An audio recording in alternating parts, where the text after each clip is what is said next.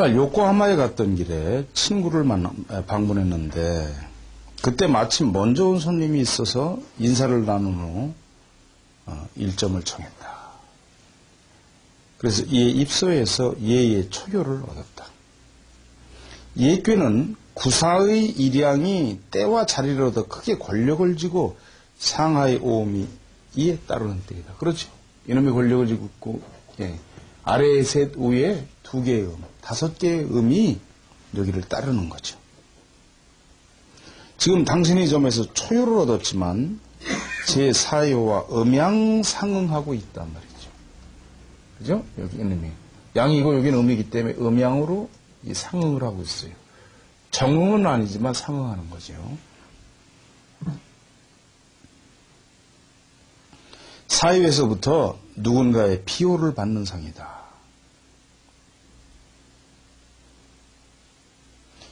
생각하는데 당신은 비호를 받음으로 그 권력을 빌어서 다른 사람을 업신여기고 있다고 하는 의미가 있고 이것을 명예의 흉이라고 한다 이 말이에요.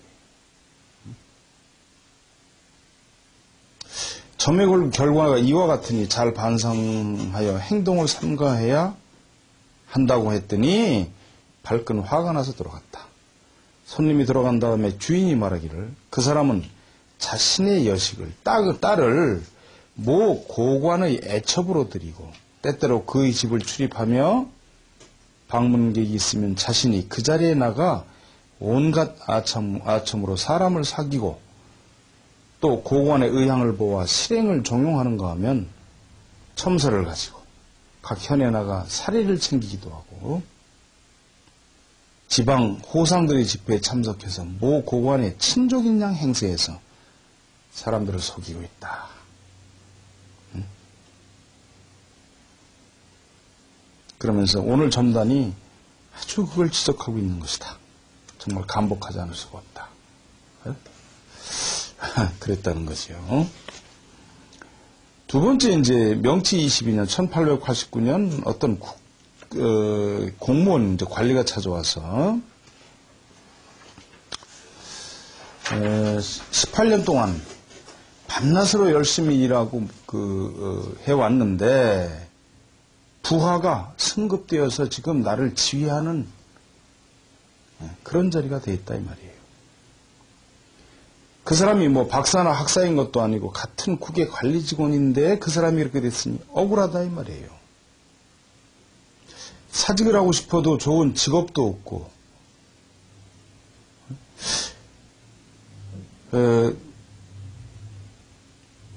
그래서 영 괴로우니까 후년 다음에 그 운기가 어떨지 점을 좀 쳐보고 싶다.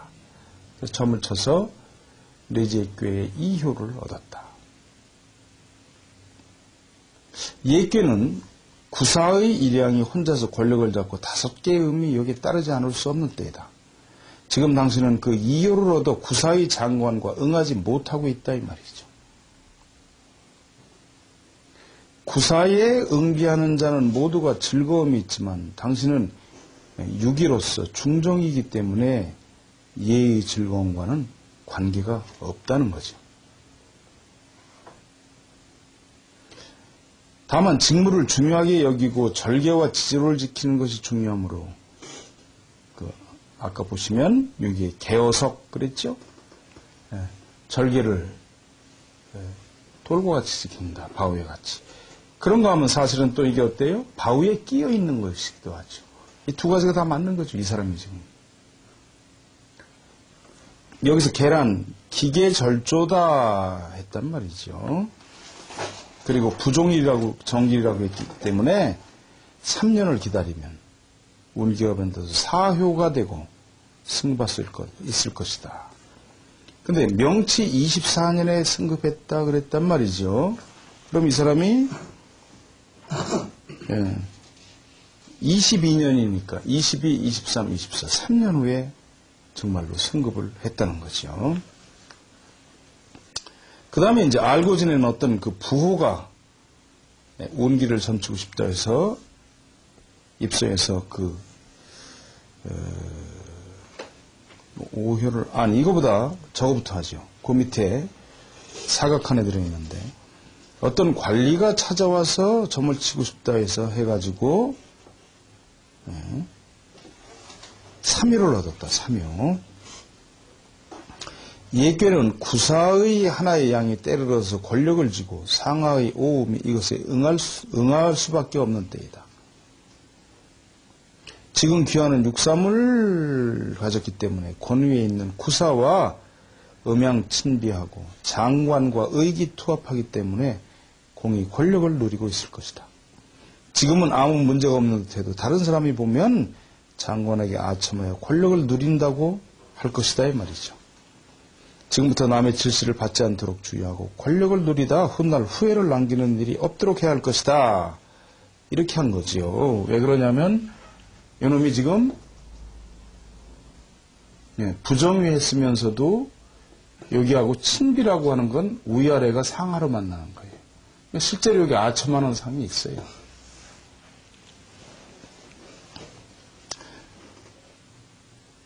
그 후 장관이 다른 현으로 전임할 때 이 사람도 함께 전근을 희망했으나 되지 않고 동료들과 감정이 나빠져서 마침 사직했다고 들었다 이 말이죠. 그 다음에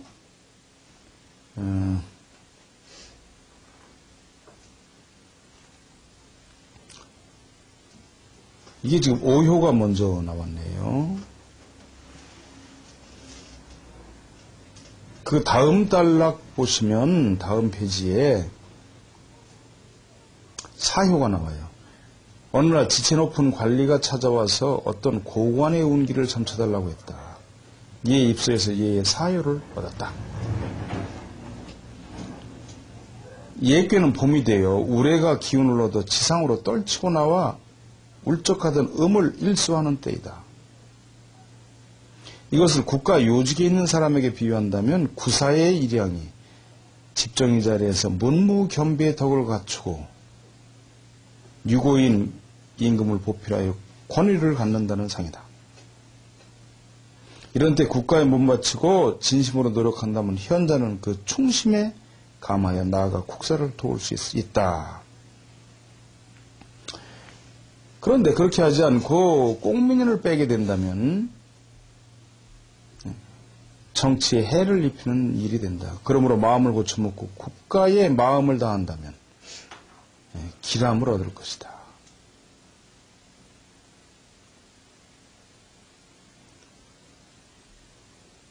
지금 인심이 모두가 하나같이 그 사유한테 모이는 때이므로 유예, 대유득이라고 하고 또 붕합점. 유예는 그대로 예정대로 행한다면 대유득 크게 얻게 되고 붕합점 모두 벗들이 모일 것이다라고 하는 것이다. 그 밑에 보시면 그런데 자신이 문무의 공적이 있다고 믿고 자신이 하는 것은 모두 충무에서 나온 것이라고 하면서 다른 것은 돌아볼 필요도 없다고 생각하여 군자로서의 마음가짐을 태만히 하는 것을 가장 싫어하는 점이다. 모 관리는 이것을 듣고 영리의 적절함에 감탄하였다. 후에 정말로 모 고관을 풍자한 일이 있다고 전해 들었다. 이 사람이 말하자면 그 고관을 풍자했어요. 자신의 어떤 그거 있기 때문에. 지금부터 한 15년 전에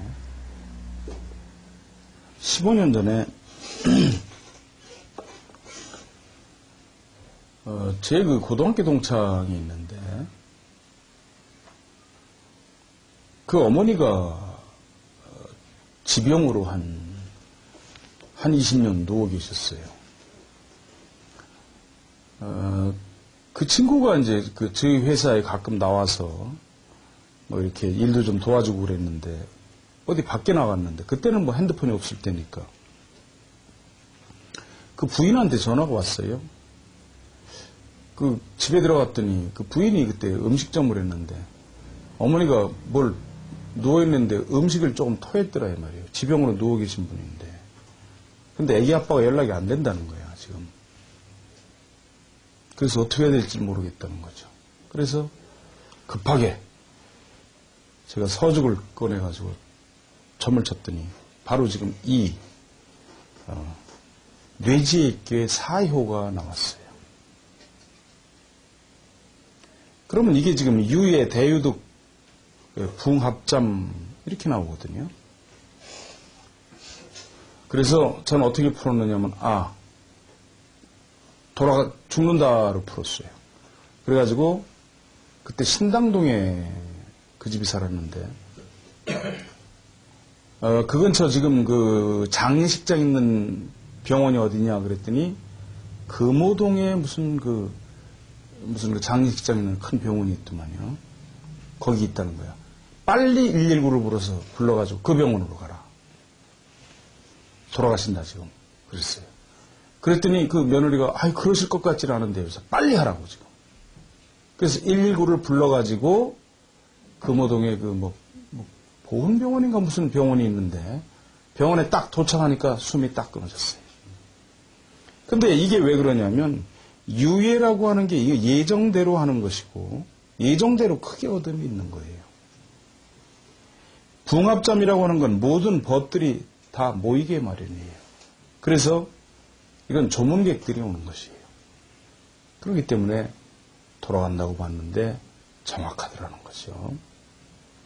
이게 만약 어떤 사업을 지금 하려고 그러는데 이게 어떠냐 하면은 이건 아주 기가 막히게 좋은 거죠. 네. 그런데 이 양반이 오랫동안 알았기 때문에 이건 예정대로 그냥 가는 거예요. 네. 의심하지 말라. 왜 그런 말이 있죠? 여기 보시면 유예, 대유득, 무로의 의심하지 말라. 예, 붕합점, 법들이 모두 모인다. 그래가지고 그때 과연 그때 저희가 나이가 한창 때니까 친구 모친이 돌아가셨다 하니까 정말로 고등학교 동창들 해서 다 모였더구만요. 그래서 속으로 여기라고 하는 게 이렇게 무섭구나. 정말로 이렇게 무섭구나 하는 걸 제가 느낀 적이 있었습니다. 그 다음에 이제 그 전편으로, 전 페이지로 한번 보세요.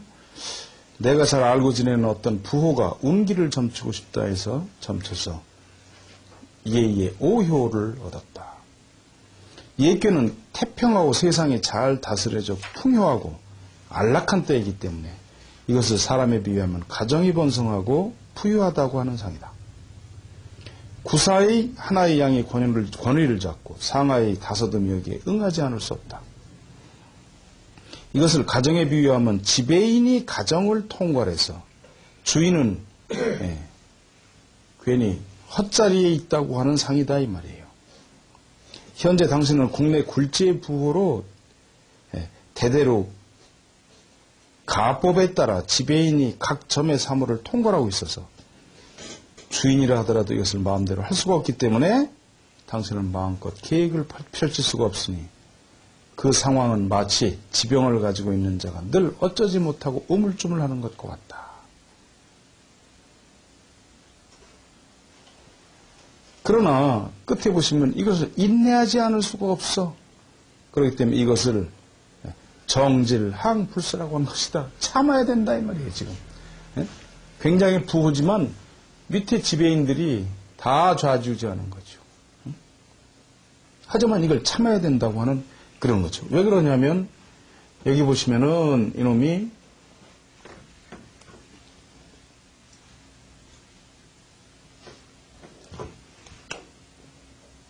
여기 아니에요. 존위가 여기죠. 임금의 자리. 존위 또는 군위 그러죠. 근데 이걸 얻었으니까 임금의 자리에 있지만 양효가 있지를 못하고 음효로서 기운이 없어. 이놈을 타서 승강해가지고 위태로운 지경에 있어 맨날. 실권은 여기에 있는 거죠. 그러기 때문에 당신은 실권이 없다 이렇게 본 거죠. 정질 그랬죠? 바르고 곧더라도 질병이 있으니 항불사 그러나 영원히 죽지 않는다. 이 얘기는 뭐냐면은 그대로 참고 있어야 된다. 이렇게 점단을 했다는 거죠.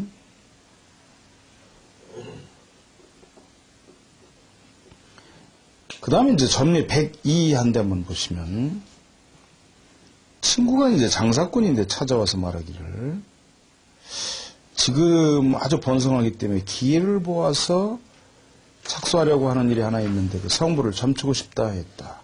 이에 입사하여 예의 상의를 얻었다. 전전에 명예 그랬죠? 여기 보시면 상육 명예 성유투 무국 그랬단 말이죠. 이 명은 그윽한 곳에서 즐거워한다. 성유투 변하지 않으면 변함이 있어야만 무구 허물이 없게 된다. 이랬다는 거죠. 명예란 몰래 즐거워한다는 의미이고 개운치 않았던 일이 성공하게 되어 즐거워하는 것이다. 따라서 모쪼록 모험적인 사업을 거두고 착실한 매매에 전념하는 것이 좋다. 이것이 현재의 가장 먼저 해야 할 일이기 때문에 경계하지 않으면 안 된다. 친구는 이것을 듣고 크게 느끼는 바가 있는 것 같은 모양으로 돌아갔다.